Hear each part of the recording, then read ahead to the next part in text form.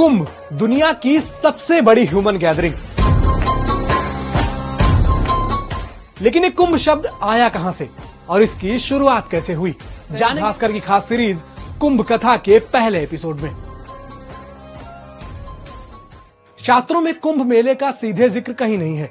हालांकि ऋग्वेद में कुंभ और अथर्ववेद में पूर्ण कुंभ जरूर मिलता है, लेकिन इसका कनेक्शन किसी मेले या शाही स्नान से नहीं है। ऋग्वेद में कुंभ शब्द को कच्चे घड़े के तौर पर इस्तेमाल किया गया। वहीं अथर्ववेद में पूर्ण कुंभ का अर्थ समय का इष्ट काल है, जो जीवों को एक दुनिया से दूसरी दुनिया में ले जाता है।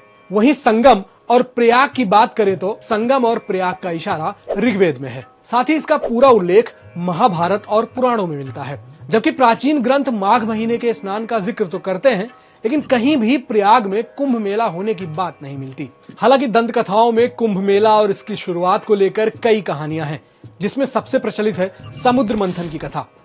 इसका जिक्र इतिहास के प्रोफेसर डॉक्टर डीपी दुबे ने अपनी किताब में किया है। इसके मुताबिक समुद्र मंथन से निकले अमृत कलश को लेकर देवताओं और राक्षसों में युद्ध हुआ था। असुरों ने देवताओं को हराया और अमृत अपने पास रख लिया।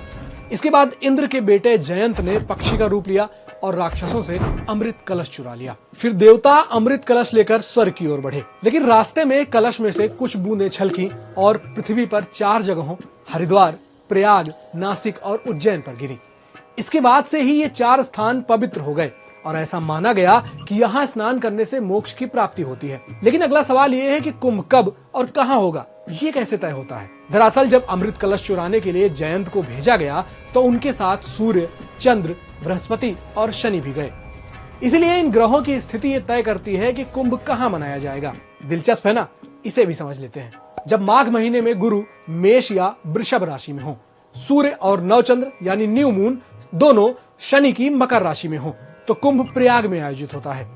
वहीं चैत्र के महीने में जब गुरु शनि की कुंभ राशि में और सूर्य मेष राशि में हो, तो कुंभ मेला हरिद्वार में लगता है। इन्हीं ग्रहों से नासिक और उज्जैन कुंभ भी तय होता है। भाद्रपद के महीने में जब सूर्य और गुरु दोनों सूर्य की अपनी सिंह राशि में हो, या फिर जब सूर्य, चंद्रमा और गुरु तीनों अमावस्या के दिन कर्क राशि में हो, तो कुंभ नासिक में होता है। जब चैत्र मास में गुरु सिंह राशि में और सूर्य मेष राशि में हो, तो उज्जैन में कुंभ मेले का आयोजन होता है। महाकुंभ 12 साल बाद ही क्यों होता है, इसके पीछे की कहानी भी दिलचस्प है। दरअसल जयंत को कलश चुराने और इसे स्वर्ग तक पहुंचाने में 12 दिन लगे थे।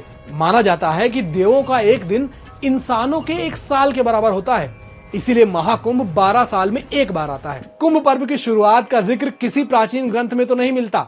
अब कुंभ कथा सीरीज के अगले एपिसोड में जानेंगे रिकॉर्डेड हिस्ट्री में कहां कहां मिलता है कुंभ और इसका जिक्र। अलग अलग साम्राज्यों के दौरान इसका क्या महत्व रहा। जुड़े रहिए